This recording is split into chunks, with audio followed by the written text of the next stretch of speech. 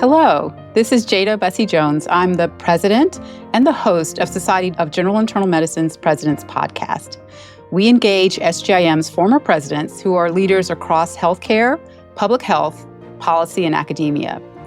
As we lead up to our 50th anniversary of the Society of General Internal Medicine, we aim to capture insights from thought leaders from our organization so that our organization, our members, and healthcare broadly are in a stronger position to grow, innovate, and meet the challenges of our time. To our listeners, we really thank you so much for joining us today. Today, I'm excited to start our first ever session with Dr. Eric Bass, who is the current CEO of the Society of General Internal Medicine and has been in that role since 2017. He did his fellowship training in general internal medicine at the University of Pittsburgh and Johns Hopkins before joining faculty at Johns Hopkins in 1989. His research focuses on evidence-based medicine and the effectiveness, safety, and costs of medical interventions. He's done so much incredible work across academia and medicine. In addition to being co-director of the Evidence-Based Practice Center, he is the vice chair for faculty development and promotions in the Department of Medicine. He also directs the medical school's course on foundations of public health and co-directs the school's scholarly concentration in public health research. He was the director of the Johns Hopkins General Internal Medicine Fellowship for 15 years and the editor of JGIM for 5 years. And he is the founding editor-in-chief of Progress and Community Health Partnerships. With over 260 peer-reviewed articles and over 50 evidence reports, he continues with all of this effort to practice as a general internist. And so, with all of that fantastic introduction, Eric, I'm so thrilled that you've allowed us to start our first ever President's Podcast with you. It's very appropriate given that great career that I've just outlined, as well as your large role in our organization. So I'd like to start off by asking if you could tell me a little bit about why you chose general internal medicine as your career. Right. Thanks, Jada. Now, I have to say, I feel like I'm under a lot of pressure being the first person that you asked of all the wonderful presidents that we've had. I'll do my best to make it an interesting conversation. I have to think back, I guess, to medical school when I was debating what I wanted to do. And to be honest, I was considering family medicine, internal medicine, and pediatrics. And I realized that I really was much more comfortable working with adults than with children. And I definitely didn't want to be responsible for OB as a family physician, given that I was married to a real obstetrician. So that sort of got me pointed toward internal medicine. I went to University of Pittsburgh for residency training. And for, I'll say the first year or two, I was sort of leaning towards hem-onc as my specialty. And then I met a great group of general internists at Pitt, or what was then called Presby University Hospital. People like Wishwa Kapoor and Frank Kroboth. Missy McNeil was one of my senior residents. They opened up a career that I hadn't really even thought about before. And I realized I really liked the variety of what a general internist does. And the key was I really saw in academic general internal medicine an opportunity to integrate my interests in public health, which I had been exploring but hadn't quite figured out how to combine it into a career. So by the time I finished residency, I was heading towards academic general internal medicine. I love that. I think it's very similar to many folks' careers, especially mine as well, where you sort of think you're going to go into a specialty until you find generalists who kind of share with you the richness of this career. And I'd love to hear, I outlined in your introduction all of the vast roles and experiences that you've had. I'd love to hear a little bit about how not only did you choose general internal medicine, as you described, but how you started on your leadership journey and sort of taking on these roles over the course of your career. Yeah, it's interesting because unlike some of my colleagues that know early on that they want to be a department chair or a dean or something else, I really hadn't set that as a specific goal. Most of the leadership opportunities that happened opportunistically. And my approach to that was that oftentimes a great opportunity arose, and if it was related to where my interests really lie, then, I was willing to give it a try. I would say maybe a few examples of the leadership opportunities that sort of came my way. The first was actually soon after I'd finished my fellowship and I joined the faculty at Hopkins. I was attending a faculty meeting and we were talking about the fellowship program, and I made a few suggestions for ways to strengthen the fellowship program.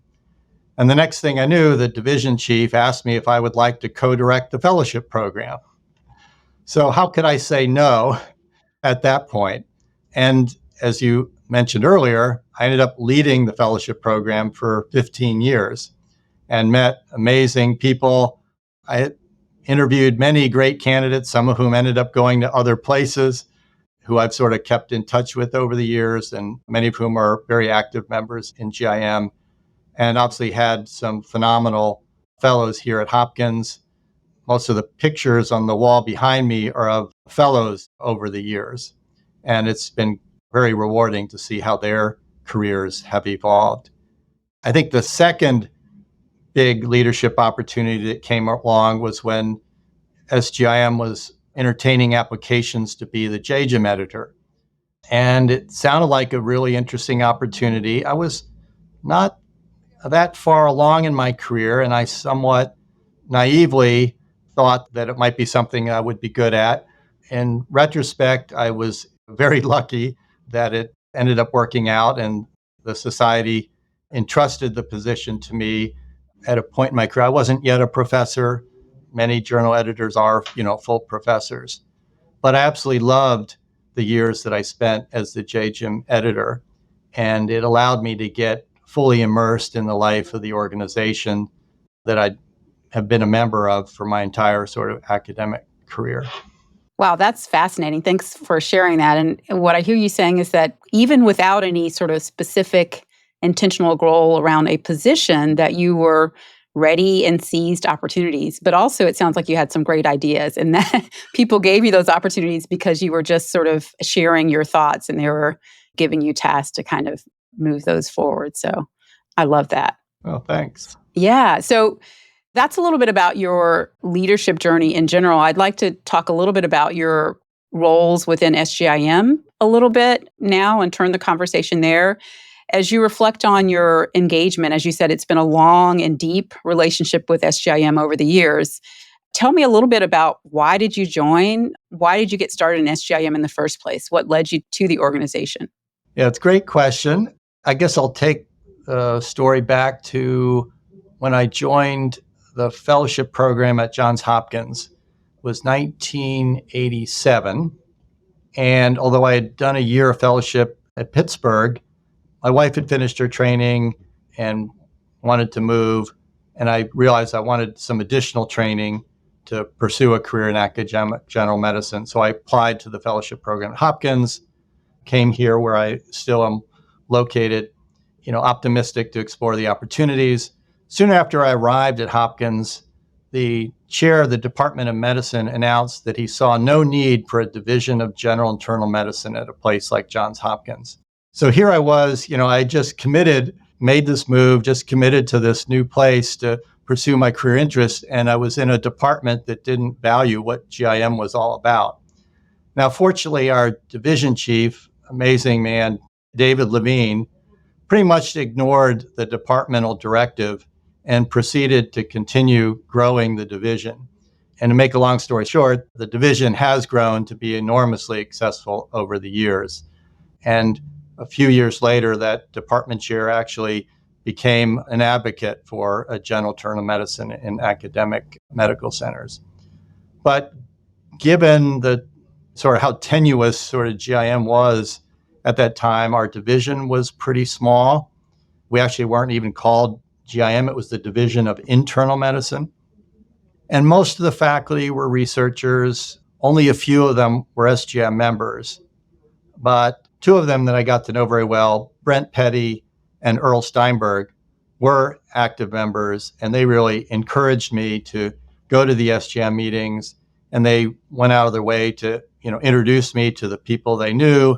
I can remember Earl, for example, introducing me to John Eisenberg, one of the absolute giants of general internal medicine. And John was, I was a lowly fellow, but you wouldn't know that by the way that John sort of greeted me and made me feel welcome in this community. So I started going and have made it to every national meeting ever since. As far as how I got involved, it was maybe a circuitous path, but the context is probably important. So here I was still a fellow, and then I joined the faculty. At Hopkins, there was a lot of pressure to focus on research, but I really wanted to stay involved in medical education. I had good fortune to participate in a faculty development program that Randy Barker and Dave Kern led here at Hopkins, and through them learned about the community of medical educators in SGIM. And so I saw SGM as a way to help nurture my interest in medical education. I signed up to participate in the education committee, and a couple of years later was asked to chair the education committee. From there, just got more involved in the organization, and additional sort of opportunities came along the way. That's awesome. Thank you so much for sharing. I think your experience mirrors mine and many others, where once you get to the first meeting, you meet people who you have just found awesome and incredible, and then get a chance to talk with them, and they really engage you and keep you engaged moving forward. So thank you so much for sharing that. I'd like to talk a little bit about your views about general internal medicine broadly. You were sharing about your chair initially when you got to Hopkins, sort of thought that why do we even need general internal medicine? Thankfully, he was wrong and sort of came to those thoughts himself. But I'd love to hear about what you see as the current most important challenges and opportunities for academic general internal medicine. Very important question. I think the first thing that comes to mind is that as a country, we don't provide enough support for primary care. And that's true not just for inadequate support for the practice of primary care medicine, but also there's inadequate support for primary care related research and teaching. I feel so strongly about that concern and challenge that was actually one of the reasons that I applied for this position I now hold as the part-time CEO of SGIM. I felt it was really important to be involved in advocating for better support of primary care, general internal medicine. One of the most rewarding parts of my current position with SGIM is the opportunity to work closely with our health policy committee in actively advocating for the changes that need to be made to provide better support for primary care. Unfortunately, I think the challenge has gotten even greater as we've experienced more and more, quote unquote, financialization of healthcare. I think that's making the situation even worse, which calls for greater urgency in the advocacy that we do as an organization. Yeah, there are definitely some big challenges that we face in this space, particularly around primary care. I'd like to, as we get to the latter part of our interview and our time together, I'd like to hear a little bit about your personal career and inspiration. You do so many wonderful things. I just want to personally grow from your work over time and hear about how you've juggled these multiple commitments and managed to stay on track with all the roles that you have. Well, I must admit there are days when I feel a bit schizophrenic. And there are days when I go home and my wife asks me, why am I continuing to try to juggle so many different things? But when it comes down to it, ultimately, I am a generalist at heart. I enjoy the variety of things that I do. I actually find it stimulating to be doing many different things. And I'm willing and comfortable with moving and shifting from one thing to the next, and oftentimes making multiple such shifts in the course of a few hours in any given day. Sometimes it feels overwhelming, but ultimately I find it stimulating, that variety. Now, I do feel like I am very organized. I think that's been essential to be organized about stuff, to be able to manage all the various things that are being done. But ultimately, it comes back to the fact that I enjoy the variety of things that I do. I think that's the key. That is great. And it makes sense. Like you said, as generalists, it's so important. Can you tell me a little bit about what inspires you? Who or what are your sources of inspiration? Great question. I think I am inspired by the mission of the organization that I'm privileged to lead. And I think our organization's commitment to better health for everyone. That's at the core of our mission and our vision. That's something that means a lot to me personally. So I draw inspiration from working with these amazingly talented people in our organization that share a commitment to that mission. So often my greatest inspiration just comes from the people I get to work with. And often the most rewarding are essentially the presidents, the past and present presidents of the organization. People like you, Jada, that I get to work with closely for over a 3-year period, but also keeping in touch with our past presidents who are amazing in what they have accomplished in their careers, what they contributed to GIM and the health system at large. And I'm always rejuvenated and inspired when I have a chance to meet with any of our past presidents. That's so awesome. And I have to say, selfishly, that's part of the reason why I wanted to do these podcasts, is just for that reason, so that I can engage you and other inspiring past presidents to kind of hear about your journey, both to learn and be inspired by this great work. And I'm going to ask one final question and then allow you to share any last thoughts that you have. But because you do so much great work in all the areas that you do, I'd love to hear about what you do for self-care. How do you sort of maintain? Great question. My great love outside of work is playing tennis. So I play competitively relatively frequently. There's something about hitting a ball that is therapeutic, and there's something about the socialization of tennis that makes it fun. And so I rely a lot on that for bringing a little bit of balance.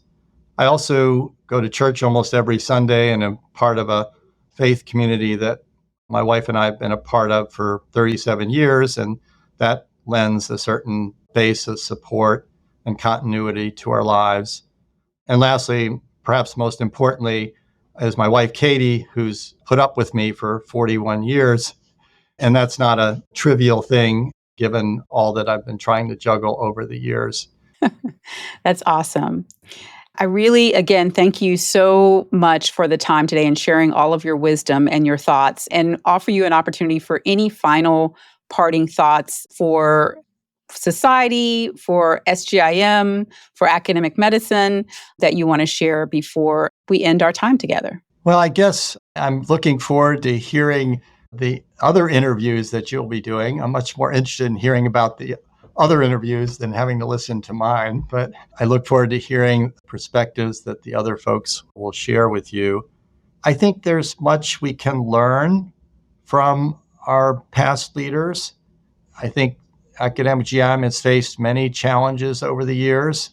We shared a little bit about that today, and we face big challenges lying ahead of us.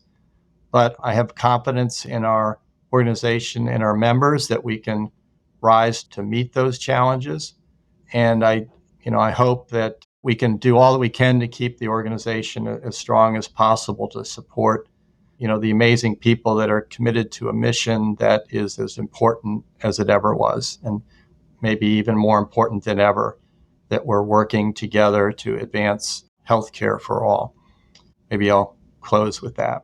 Well, Eric, I just want to thank you again so much for your time today, but importantly for all the work that you've done over the course of your career, particularly with your work within Society of General Internal Medicine. It has been so impactful. And for our audience, I want to thank you all for joining us today. And thanks to all of the listeners for our first inaugural SGIM President's Podcast. If you like what you have heard, we'd like for you to rate us and leave a comment wherever you listen to podcasts. It helps others to find us. And also, you can look for us on the SGIM website at sgim.org and follow us on X.